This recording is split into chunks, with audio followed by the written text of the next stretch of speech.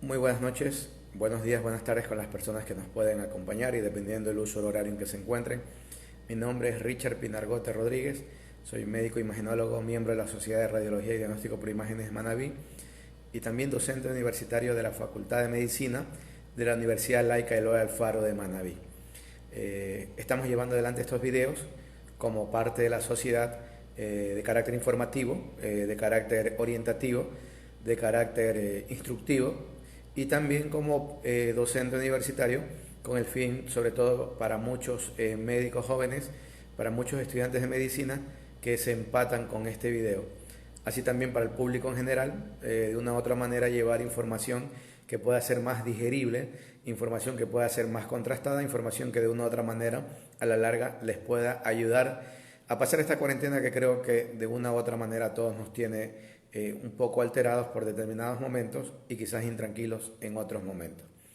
Para empezar esto, siempre nos unimos con un fuerte abrazo a todas las personas que están atravesando un quebranto en su salud, ya sea por cualquier tipo de problema que quizás en otras circunstancias pudiera ser solucionado, y mucho más aún con aquellas personas que están teniendo un quebranto en su salud como consecuencia de estar padeciendo el COVID-19. De por sí ya sufrir el problema, aunque se tenga sintomatología leve, es un poco o genera un poco de intranquilidad, pero aparte de eso también genera una especie de malestar, sobre todo por cierto tipo de personas que no entienden que es un proceso infeccioso y que cualquiera se puede contagiar. Digo esto porque todavía se señala con los dedos, se estigmatiza, se apunta a aquella gente que pueda estar infectada e incluso en algunos sitios se colocan carteles algo ofensivos, ¿sí? Independiente de cómo se hayan contagiado. Entonces, nuevamente, entendamos por favor que esta infección, de una u otra manera, la gran mayoría de nosotros en algún momento vamos a poder tenerla, vamos a infectarnos. Así que no hagas a otros lo que no quieres que te hagan a ti.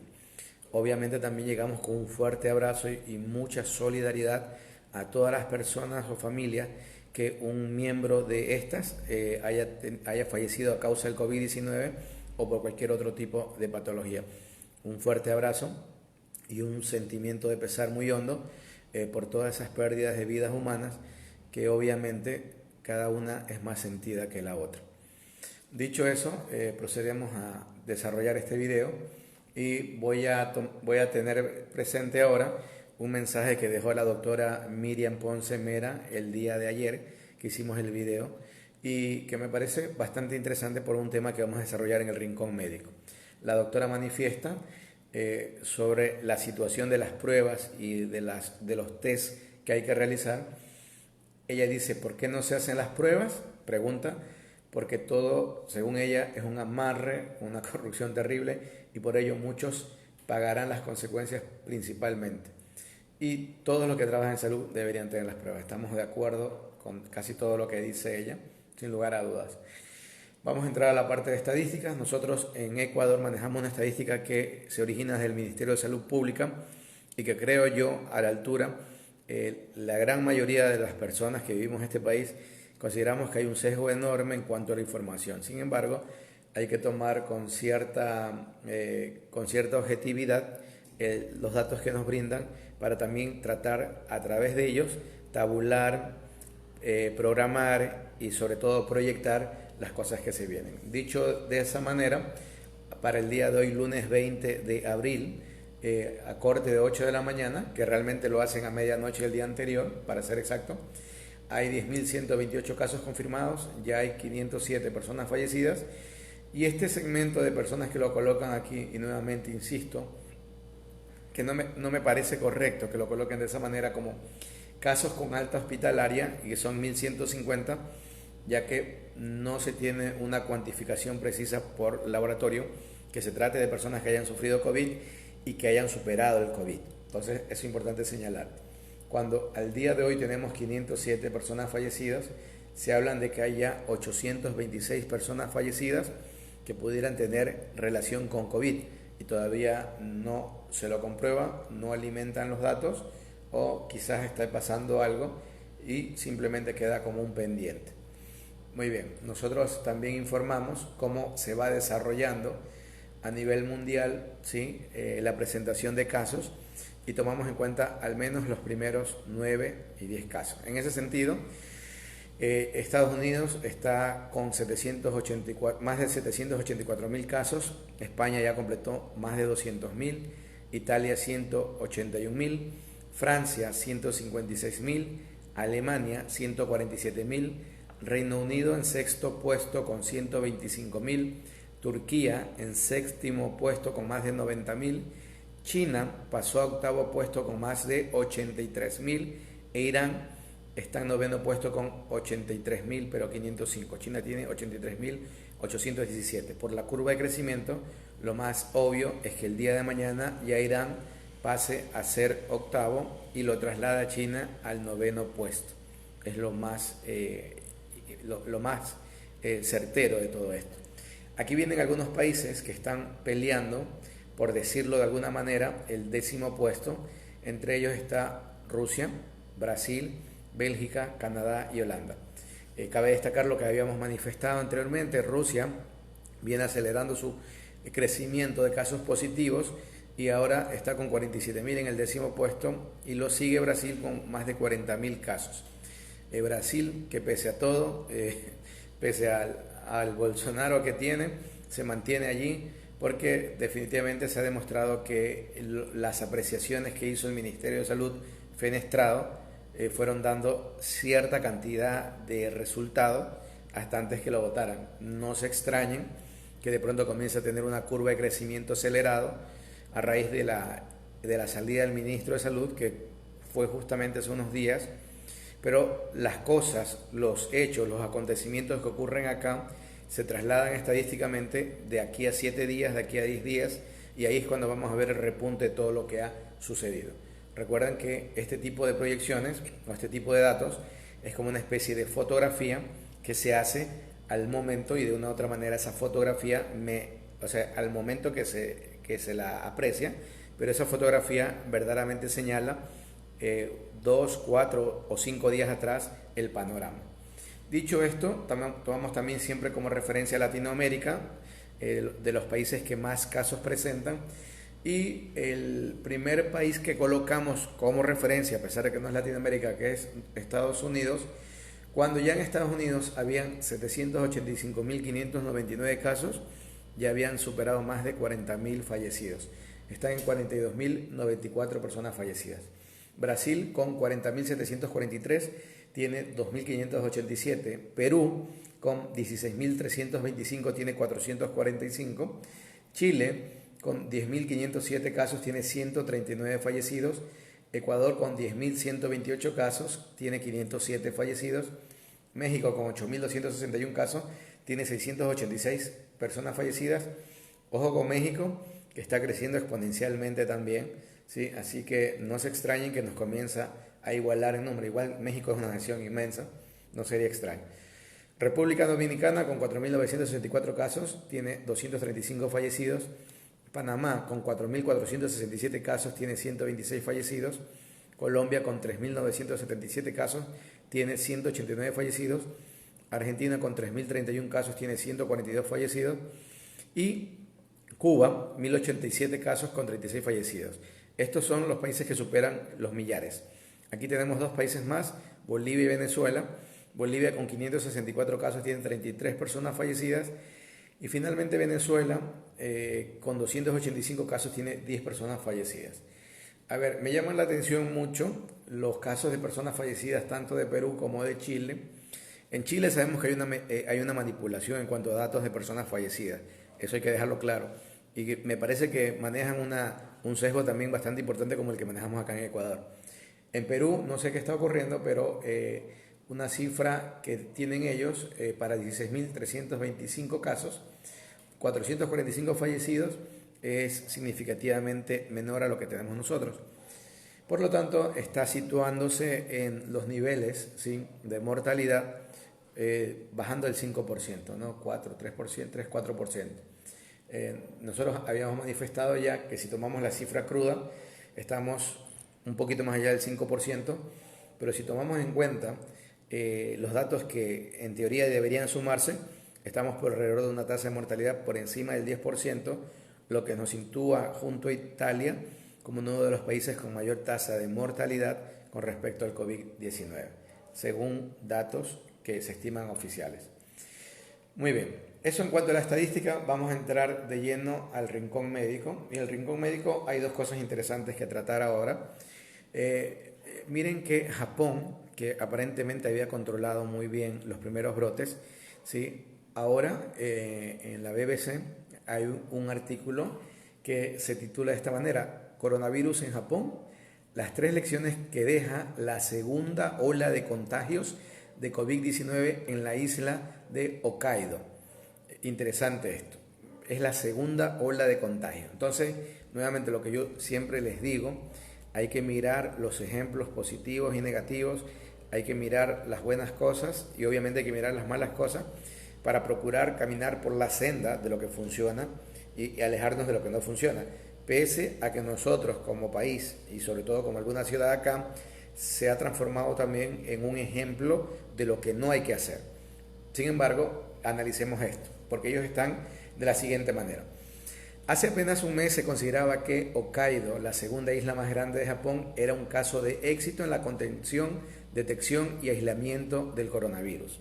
Hace apenas un mes. Sin embargo, las noticias que ahora llegan desde allí no son tan buenas. La región atraviesa desde esta semana una segunda ola de infecciones confirmadas y volvió a estar en el centro de atención por el rebrote de la pandemia. A finales de febrero, este territorio con más de 5 millones de habitantes fue el primero en declarar estado de emergencia en suelo japonés por el COVID-19. Se cerraron escuelas, se cancelaron reuniones a gran escala y los vecinos se alentaban a quedarse en casa. El gobierno local persiguió el virus con determinación, rastreando agresivamente y aislando a cualquiera que hubiera tenido contacto con los contagiados. La política funcionó y a mediados de marzo el número de casos nuevos se había reducido a 1 o 2 por día en una población de 5 millones de habitantes, que vendría a ser casi la tercera parte de nosotros. El 19 de marzo se levantó el estado de emergencia y a principios de abril se reabrieron las escuelas. Ojo con el dato. Sin embargo, apenas 26 días después del levantamiento paulatino de las restricciones, o sea, después del 19 de marzo, se volvió a decretar el estado de cuarentena en Hokkaido. Escuchen esto. Por lo tanto, aquí nos deja 3 lecciones importantes todo lo que ocurrió. Primero, que nada que puedes tener bajo control el brote, si lo detectas temprano, puedes tú hacer fuera de ello. Dice, es relativamente sencillo delimitar grupos de contagiados, hacerle seguimiento y aislar. ¿Sí? Hay un experto que se llama Kenji Shibuya, sostiene que las autoridades japonesas tuvieron bastante éxito en su enfoque al control de aglomeraciones inicialmente. Pero la segunda lección que nos deja es mucho menos tranquilizadora. Después del brote que hubo, el gobierno, hablando en Corea del Sur, por ejemplo, comenzó un programa de pruebas masivas para tratar de rastrear a la epidemia. Japón hizo lo contrario, no hizo pruebas masivas. Incluso ahora, más de 3 meses después de que Japón registrara su primer caso, si estamos hablando que ellos lo tuvieron desde principios de febrero, ¿sí? Los exámenes, finales de enero, los exámenes para detectar contagios se realizaron a un pequeño porcentaje de la población, diferente a lo que pasó en Corea del Sur, por ejemplo. Inicialmente, el gobierno afirmó que las pruebas a gran escala era un desperdicio de recursos, pero en las últimas semanas cambió de tono y anunció que aumentarían las pruebas. De todas formas, esto ha sido un proceso lento. En primer lugar, el ministro de Salud de Japón manifestó que existe el peligro de que los hospitales se vean abrumados por la cantidad de personas que den positivas en la prueba, pero que solo presenten síntomas menores, ¿sí?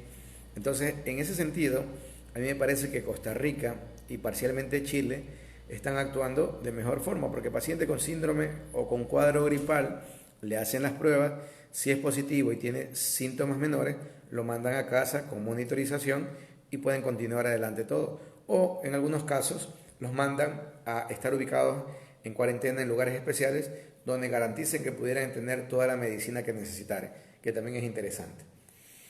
Además, en Japón, los exámenes son responsabilidad de los centros de salud locales y no del gobierno nacional. Y algunos de estos establecimientos simplemente no cuentan con el personal o el equipo para practicar pruebas a gran escala. Por si fuera poco, las líneas telefónicas gratuitas habilitadas se han visto abrumadas por la cantidad de personas que buscan información y logran ser derivadas a un médico, y eso es un problema. Esta combinación de factores significa que las autoridades en Japón no tienen una idea clara de cómo el virus se está moviendo a través de la población, sostiene Shibuya, el docente, ¿no? La principal lección que se puede extraer de Hokkaido es que, incluso si se tuvo éxito en la contención la primera vez, es difícil aislar y mantener el bloqueo durante un largo periodo, a menos que se amplíe la cobertura de pruebas, y es difícil identificar la transmisión comunitaria y la transmisión hospitalaria. Miren aquí, el kit del asunto es realizar más pruebas. La tercera lección y a largo plazo.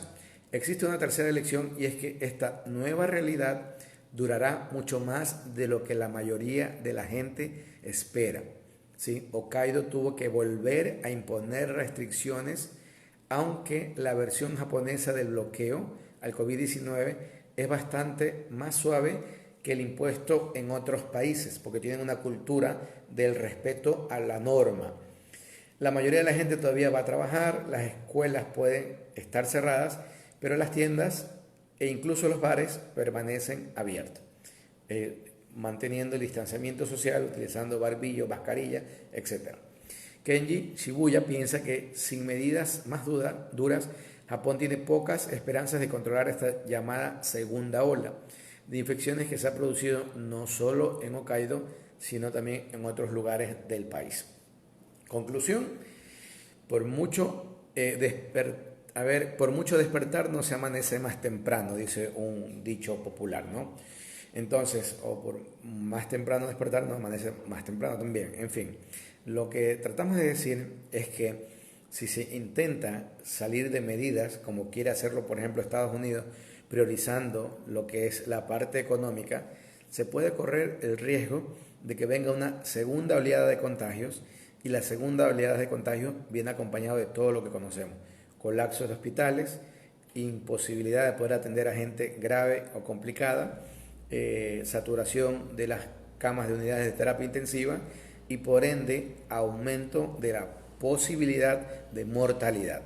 Esas situaciones hay que tenerlas muy claro, porque si Ecuador piensa progresivamente ir levantando restricciones, tiene que dar clarísimos las posibilidades que se puedan dar en virtud de ello. Avisados estamos. Vemos el ejemplo que está pasando en Japón y en otros lados. Muy bien. Por otra parte, tomando en cuenta lo que había comentado la doctora Ponce Mera, y en virtud de que mucha gente está preguntando sobre las pruebas, hoy día yo les vengo a presentar, ¿sí?, lo que vendrían a ser las pruebas. Entonces voy a valerme de unos gráficos que hay allí y espero que se puedan ver de la mejor manera. Creo que sí se alcanzan a ver. Muy bien. Entonces aquí yo tengo un coronavirus, ¿sí? Este se llama coronavirus justamente por la cubierta que tiene, la capa a manera de corona, ¿no? Y esto que ven en el interior es el ARN, ¿sí? Esto es lo que replica y transforma y produce mayor cantidad de muestras virales. Entonces, cuando yo realizo una prueba, tenemos que entender qué tipo de pruebas hago. Entonces, hay unas pruebas que van determinadas en encontrar el ARN viral. Hay otras pruebas que se encargan de determinar el antígeno específico, dado aquí por la glicoproteína espicular S, que está ubicada, ¿sí?, en la parte exterior de lo que es el virus, ¿no? Y también se pueden dar ubicaciones sobre proteína M y N, que están ubicadas acá. Y finalmente, cuando el virus entra en nuestro cuerpo, lo que va a producir es que, a manera de defensa, yo comience a generar lo que se denominan anticuerpos, que está representado como con esta letra Y. Entonces, los anticuerpos comienzan a crecer de una forma muy específica, que en un rato ya les voy a mencionar. Entonces, las pruebas que se llaman directas son aquellas que, por ejemplo, yo realizo, ¿sí?, utilizando o haciendo esa técnica que se denomina del hisopado, ¿no? O sea, agarro y hago un hisopado nasofaringeo y obtengo en el cotonete que se utiliza en la muestra, en el hisopado, lo coloco en un recipiente y mediante la técnica que se denomina PCR, que es la reacción de la cadena polimerasa, amplifico, ¿sí?, amplifico los segmentos, sobre todo de ARN, y estos se unen específicamente con otros y yo puedo determinar si existe o no la carga viral, ¿sí? Muy bien. Eso es una prueba directa por PCR que yo puedo realizarla. Entonces, esa prueba está dedicada para determinar la detección del ARN y luego también por pruebas directas puedo ver detección de antígenos. Muy bien. Luego hay una prueba indirecta y la prueba indirecta lo que busca es encontrar los anticuerpos, estos que yo genero en relación a atacar el problema. Entonces, en esa situación, lo que yo voy a hacer en esas pruebas que también se denominan pruebas rápidas es obtener una muestra de sangre y colocarla en algo parecido a lo que sería una muestra, una prueba para hacerse un examen como los que yo hago cuando estoy, bueno, yo no, pero cuando una persona está embarazada. Entonces coloco mi muestra de sangre aquí y esta muestra de sangre tiene dentro la capacidad de poder determinar los anticuerpos que se hayan producido, especialmente IgG e IgM, ¿sí? Entonces, de acuerdo a ello, como por ejemplo esta prueba salió positivo para IgG, ¿sí? ¿Qué significa? Que esa persona ya estuvo expuesta al virus, y ya ha superado su fase de contagio y tiene respuesta o memoria inmunológica. Entonces, esta tabla es bastante interesante porque también nos enseña a entender en qué momento conviene hacer y en qué momento no. Para yo tener ya anticuerpos generados por mí, tengo que esperar que comiencen a aparecer, esto es al revés, ¿no? Sí, creo que estoy al revés. Pero bueno, que comiencen a aparecer desde el día séptimo. No sé si estoy yo mal o qué. Pero bueno, comienzan a aparecer desde el día séptimo la IgM, que es la primera que aparece. Y como ustedes podrán ver aquí, la IgM podría llegar hasta el día 21. Pero ya el día 14 el descenso es muy franco. Luego, entre el día 11 y 14 específicamente, la IgG comienza a crecer. Y esta se mantiene por mucho tiempo. Entonces, en virtud de ello, pero el ARN, en las pruebas directas como la PCR, el ARN siempre está presente, siempre. Y se mantiene presente hasta, podría ser los 28 primeros días, cuando ya la expresión de ARN desaparece. Por lo tanto, la prueba ya se hace negativa de PCR. Pero las pruebas rápidas, sobre todo la IgG, si uno ha estado contagiado, se debería mantener positivo. Entonces, les muestro aquí un cuadro que espero lo puedan ver, así sea parcialmente, sí creo que se ve. Entonces, aquí está una definición de lo que es la proyección del resultado en cuanto a la PCR. Entonces, si la PCR, tanto en anticuerpos como en la reacción de la cadena de la polimerasa, ¿sí?, para la expresión específica sale todo negativo, es porque todo está negativo. Si sale negativo los anticuerpos, pero ya sale positivo la reacción de la cadena de polimerasa, significa que está infectado, pero no está inmune. Si ambos salen positivos, significa que está inmune e infectado. Y ya en el momento que este se hace negativo, la reacción de la cadena polimerasa y el anticuerpo parece positivo, significa que está inmune y recuperado. Muy bien. En las pruebas rápidas vamos a tener algo similar. Voy a tener IgM e IgG. Negativo, negativo, no inmune, o sea, no ha estado expuesto al problema. IgM positivo e IgG negativo, infección aguda. 7 días, 14 días, cualquiera de ellos. IgM positivo, IgG positivo, la infección es aguda, pero ya en una fase que pasa los 11 a 14 días. ¿Sí? E IgM negativo e IgG positivo, obviamente, ¿qué significa? Que tuvo la infección, ya no está en fase activa y tiene una respuesta de memoria inmunológica. Entonces, esa es la manera de poder realizar las pruebas. Aquí simplemente para corroborar nuevamente, hay pruebas con PCR que se hacen mediante hisopados, ¿sí? Que hacen el hisopado nasofaríngeo, que la verdad es un poco molestoso, y las otras que se hacen con una gotita de sangre, que son rápidas. Las pruebas que el día de ayer habíamos explicado, las pruebas rápidas, ¿sí? Tienen una característica interesante, que tienen un costo muy, pero muy inferior de lo que pueda tener la reacción de la cadena de la polimerasa. Hoy por hoy, y hay pruebas rápidas de IgG e IgM, escuchen esto, que si bien es cierto, algunas se comercializan entre 50 a 60 dólares, ya me han escrito unas 2 personas que tienen contactos con pruebas que las comercializan entre 25 a 30 dólares. Ojo que hay una prueba que solo ve IgG, o sea, solo me dice si tuve la infección y pasé mucho tiempo, porque si estoy en una etapa temprana no me va a identificar. Entonces esa prueba probablemente sea más barata, pero no es lo suficientemente orientativa.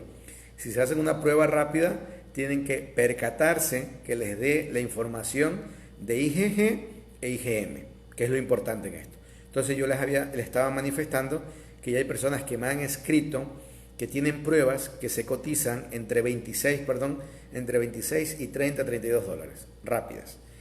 PCR son las pruebas que inicialmente en Ecuador comenzaron costando entre 220 a 320 dólares. Era una estupidez. Y encima te demoraban 5 días, 8 días. Era una estupidez. Hoy por hoy, las pruebas de PCR no deberían costar más de 80 dólares, pero aún se siguen comercializando por encima de 150 dólares, que me parece un atropello por donde lo quiera mirar.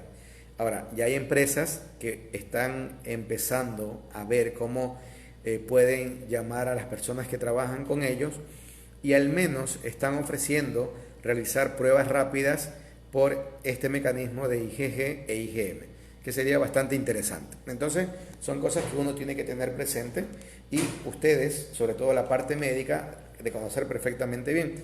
Yo no soy inmunólogo, no soy infectólogo, no soy médico internista, soy imagenólogo, pero es un deber más que necesario de conocer todo este tipo de cosas.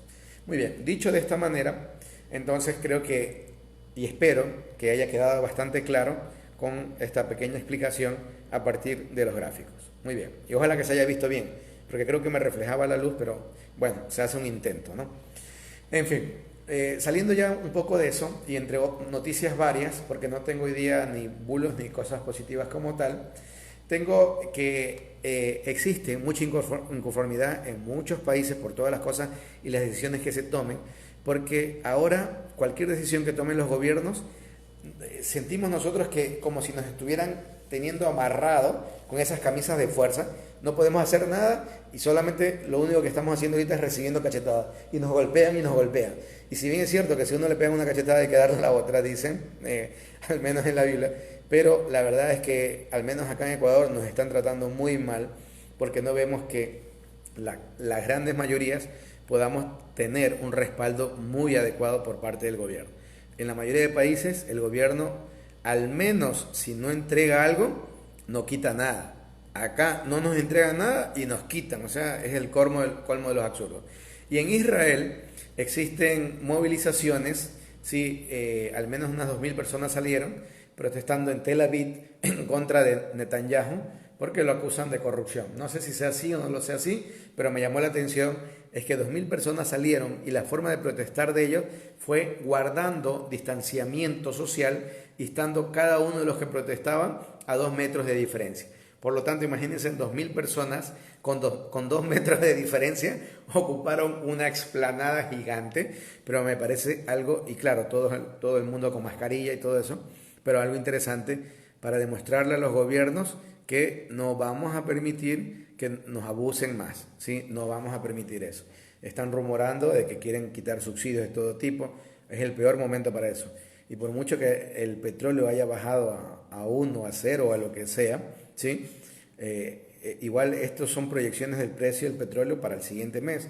De aquí a 1 o 2 semanas el precio probablemente va a subir a 23, 25 dólares, ¿sí? Entonces, como están actuando es el colmo del colmo, lo que quieren hacer. Bueno, eso es lo que pasa en Ecuador.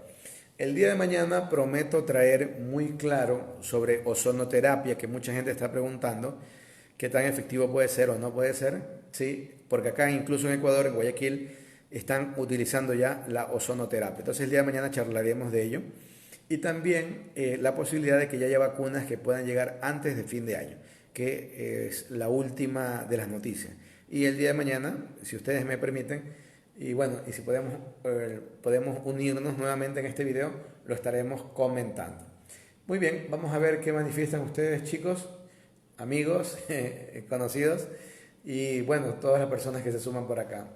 Digo chicos porque cuando doy clases siempre a mis estudiantes les digo chicos y entonces ya se me queda esa forma de tratar. Entonces habrá gente que no es tan chica, mayor y todo eso. Muy bien, vamos viendo por acá. Diana Mera nos saluda, buenas noches. Que Dios lo bendiga, bendiciones para usted también. Ampari Arteaga manda buenas noches, muy buenas noches. Narcisa Lino Segovia nos dice, y ahora mucha gente está comprando esas máquinas de ozono porque según esto les ayuda a neutralizar el virus. ¿Qué opina usted? Yo prometo el día de mañana hablar en extenso sobre esto. Ojo que una cosa es la máquina de ozono y otra cosa es la terapia de ozonificación, ¿no? Entonces, pero el día de mañana lo vamos a hablar clara y extendidamente para que quede, creo que no hay inconveniente. El doctor Agdón Ernesto Moreira Vera manda a decir buena cátedra, gracias. Se ha unido Richard Jr., Eddie José Cuadros Muñoz y Viviana Martens Delgado, ¿no? Déjenme ver si algo se me escapa acá. Hoy día va a terminar pronto esto, ¿no? Había poca información, más bien casi no lo hago, pero bueno, siempre es importante podernos reunir, siempre va a ser importante podernos reunir, entonces, y poder comentar este tipo de cosas, ¿no?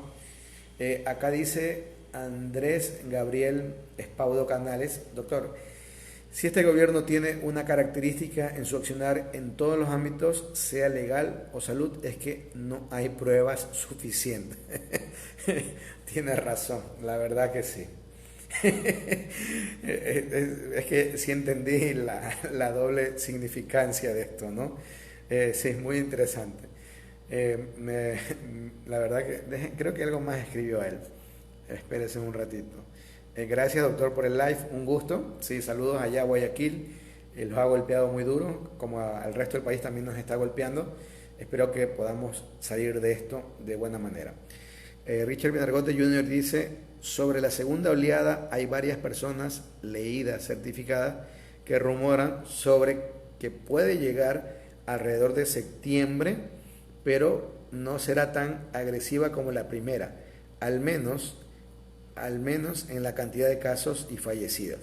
Bueno, la segunda oleada es variable, ¿no? La segunda oleada, por ejemplo, a Japón le demoró un mes desde que comenzaron a levantar las restricciones, por si acaso. Entonces, si nosotros levantáramos las restricciones, por ejemplo, el 4 de mayo, la segunda oleada, si es que las cosas no se dan bien, podría venir el 4 de junio. ¿Sí? Y ojo con eso, porque Estados Unidos también está planeando en algunos estados levantar restricciones a partir del 4 de mayo, por lo que tengo entendido. ¿Sí? Yamil Quevedo dice, buenas noches. Yamil Quevedo, es mi colega, me imagino. Un gusto, ¿qué concepto le merece la inmunidad de rebaño en el tema COVID? Saludos. ¿Qué concepto merece? Que si pudiéramos alcanzarla en algún momento, de una u otra manera pudiéramos paliar e ir disminuyendo la cuarentena y quitando ciertos reparos. Sí, porque lo que habíamos manifestado, que cuando se habla de la inmunidad en rebaño, significa que al menos el 60% de la población ya estuvo expuesto, se contagió a esto, y por ende forma de una u otra manera un pequeño bloque para evitar que aquellas personas que no estén contagiadas pudieran hacerlo, y así minimizar la posibilidad de que el virus siga yendo de persona en persona. Sería algo interesante que ocurra, pero no se podría practicar, al menos como política de Estado, porque recuerden, el país que pensó hacerlo fue Reino Unido, y miren lo que pasó con Johnson, si mal no recuerdo el apellido, hasta él se enfermó de COVID-19, se dieron cuenta que era un absurdo, porque exponer a tu población, a más de la mitad de la población, significaría que expones a que mucha gente fallezca. Y nuevamente recuerden, cuando yo colapso un sistema de salud, no solamente no puedo atender COVID-19, no puedo atender nada. Imagínense qué puedo operar o dónde puedo operar una apendicitis complicadísima que debería ser operada si todo el sistema de salud estuviera colapsado. Y esa persona podría complicarse tanto que podría llegar hasta fallecer.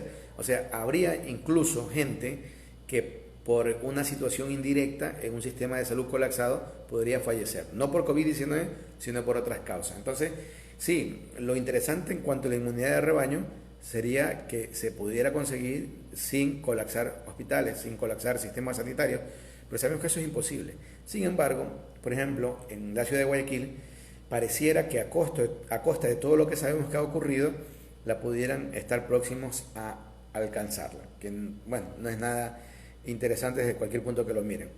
Carmen Cedeño Arroyo manifiesta, muy interesante, ¿qué pasa con los plasmas de pacientes que han superado la enfermedad? ¿Se los está aplicando? El plasma del autoconvaleciente, tengo entendido que en Guayaquil hay un grupo de hematólogos que están llevando adelante la posibilidad. En los estudios que hay en China, que no son de una gran cantidad de pacientes, apenas son estudios de 35, creo que no superan los 50 pacientes. En ese tipo de estudios, nosotros vemos que el suero autoconvalecente ha demostrado tener se puede decir, una buena efectividad, pero se lo utilizó en pacientes que era hacer eso o dejar que mueran, por decirlo así. O sea, era la última posibilidad de todo. Entonces, acá tengo entendido que en Guayaquil están comenzando a reclutar personas que salieron contagiadas, que ya están negativos en PCR por 2 ocasiones, por lo tanto ellos no tienen ningún tipo de posibilidad de contagio y ellos están pidiendo que donen sangre. Pero de todas maneras es un poquito complicado porque no es que yo puedo donar sangre, además que no puedo donar tanta sangre, o sea, yo me refiero a cualquier persona que haya pasado por esto, y ojo que mujeres embarazadas no pueden hacerlo, hay ciertas limitantes para las personas que donan sangre, pero digamos que pudiera donar sangre, yo la cantidad de sangre que dono no podría servir para que mucha gente pueda utilizar un suero autoconvalecente. Tengo entendido que no alcanzaría más de 3 personas para poder tratar. Generalmente es una, ¿sí? Entonces, esto me estaba explicando un hematólogo y me comentaba aquello que depende de cómo sea el procesamiento, podría ser una y podrían llegar a ser hasta máximo 3 personas que se podrían intentar tratar con ello. No sé cómo van avanzando los estudios y los tratamientos en Guayaquil que están llevando a cabo un grupo de hematólogos. No sé si en otras partes del país lo estén llevando adelante, ¿sí? Muy bien, Víctor Bravo dice, ¿qué tiempo va a terminar esto según usted, doctor? Dar tiempo en esto, a ver, yo siempre he manifestado que el COVID-19 es una guerra. Cuando tú empiezas una guerra, sabes cuándo empieza, no puedes decir cuándo termina. Tengo entendido que el 4 de mayo hay muchas provincias que probablemente entrarán en una variación del semáforo. Recuerden que ahora estamos en semáforo rojo. Entonces algunas pasarán a semáforo amarillo y por ende comenzarán a salir ciertas restricciones.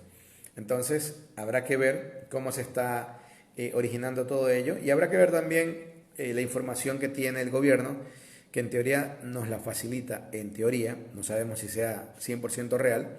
Entonces, si nosotros contáramos con ello, en teoría la curva de aplanamiento está llegando ahora el 25 de abril, por ende, por eso, se podría pensar que luego del 25 de abril se podrían comenzar a tomar ciertas situaciones especiales en cuanto a la cuarentena. Pero ojo, siempre y cuando los resultados sean reales, muy ajustados a lo que está ocurriendo y con la menor cantidad de sesgo.